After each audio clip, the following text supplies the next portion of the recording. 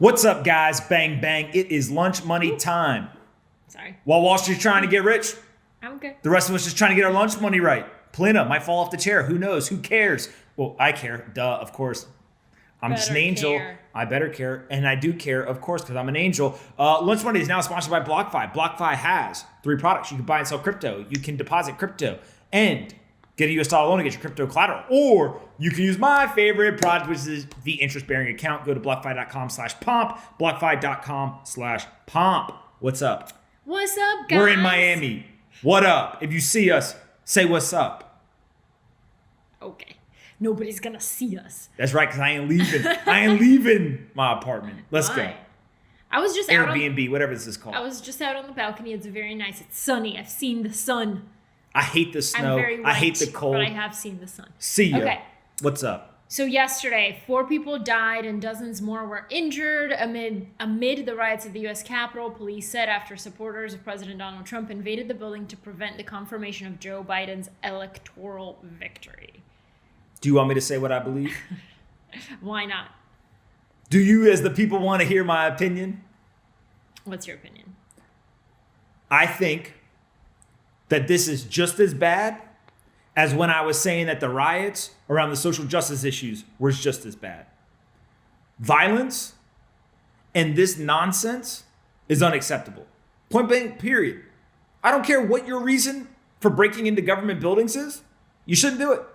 I don't care if it's literally because of aliens showed up, if it's because of social justice issues, it's because of an election, whatever. There are ways to protest and do it peacefully. And then there are nonsense.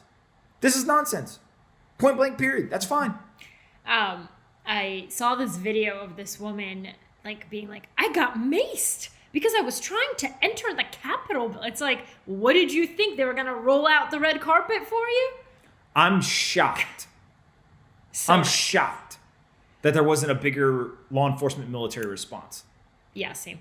I'm just really sad about everything. Why? I just love America and I hate seeing it like this. I hate the guy in the Viking costume. I hate the guy in the bear hat. I don't like seeing any of that violence and ugh. Protesting I have a lot to is say. one of the most American things that you can do. But Being a loser in a bear hat just makes you a loser. wait, can you talk about the Elon Musk tweet? Elon Musk had a great meme. It may be the meme of the year. Did he make it? No. We are only a couple of days into 2021, and I think Elon Musk may steal meme of the year already. It is a domino, so it's got a really small domino, and then bigger, all the way up, and then there's like a massive domino at the end. And in the front, it's a guy, and he's about to knock over the first domino, and then obviously they're all going to fall over. And in the front where he's about to knock it over, it just says, website to rank girls on campus. And then in the back, it says, there is a man in a Viking hat who now has control of the Capitol building. And he's basically just like, hey, you start out with a hot or not type website, and next thing you know, there's the unraveling of American democracy. It's wild. It's wild. By the way, I don't think that the social media platforms are to blame for this stuff. What's Yeah. really concerning, think about this. This is nuts. The American leader of the free world, he's still the president of the United States, yesterday was censored by social media platforms. Well, I don't want to live in a world, regardless of which side of the political aisle, regardless of what they're saying. I do not want to live in a world. So your position is you where want to see everything that is said. I don't want to live in a world where Facebook, Twitter, Google, etc. are deciding what is true and what is not. Okay, the problem is that when they do that, you may be able to think for yourself, but there's people who are like, oh, we should go storm the Capitol building. Again, the reason why we have the media is because they have a journalistic process. That process goes through fact-checking, interviews, sourcing, editing, etc. The technology companies are not set up to make decisions on what is true or not true. I will give you a perfect example. Back in March, there was a conversation around where the virus could have come from. And if you remember, Zero Hedge was kicked off the platform for saying that it was possible that it came from a lab in China. Now, being reported in the Washington Post, New York Times, and other places, there are lots of reports of people saying that is probably the most likely place it came from. The social media platforms are in a lose-lose situation. If they do nothing, they're going to get yelled at. If they do something, they're going to get yelled at. And therefore, I think it is important for us to recognize as a society, the technology companies do not have the resources necessary to decide what is true and what is not. And so it's great when they're making decisions on things you disagree with. You're like, this is awesome. But then when they go to do it against something that you agree with, you can't then complain.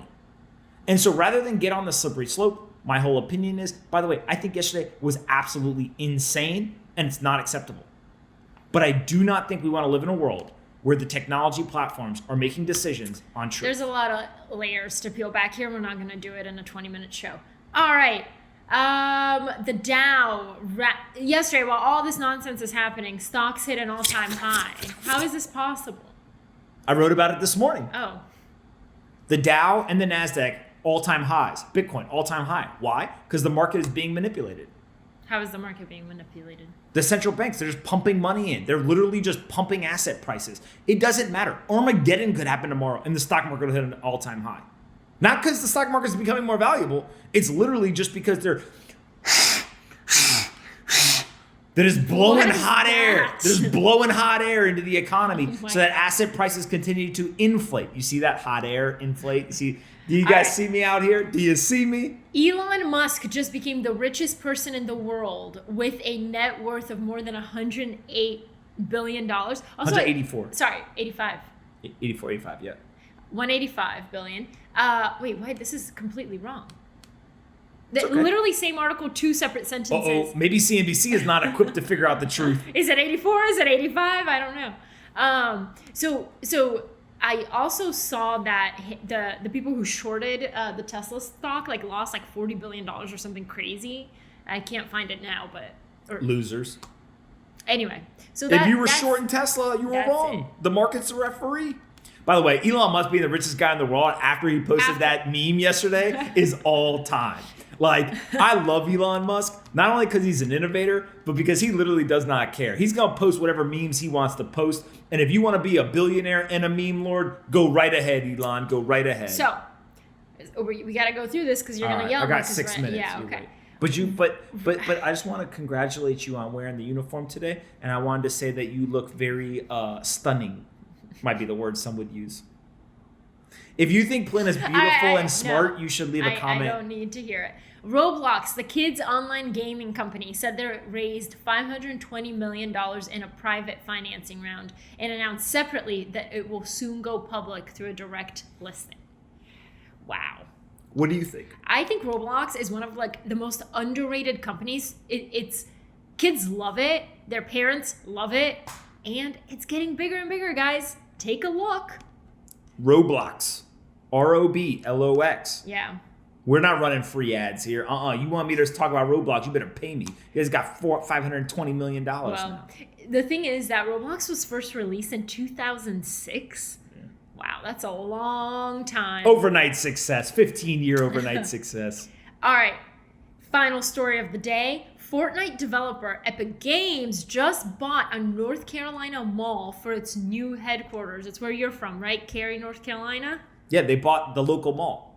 So Epic Games is in Cary, North Carolina. It's the city I grew in the town I grew up in. Yeah. And they bought the Cary Town Center, which is literally the mall. Is it like a dime mall? When we were we're used to go, we're going to go to the mall. That's the mall we would go to. Me and my brothers would be running around like little savages trying to figure out how we were going to convince my mom to buy us Auntie Anne's. And what we ended up realizing is that the mall basically died. It's not dying. It's literally done. Wow. When I was home for Christmas, Epic, Joseph and I, my brother Joseph and I, we went to that mall. That's where I got my dad's Christmas gift from. And it's a ghost town. Wow. Well, it's about to be Epic's headquarters. It is underrated how big this thing is. Like, Wow. it is a I massive... said like 3 stories. Uh, What?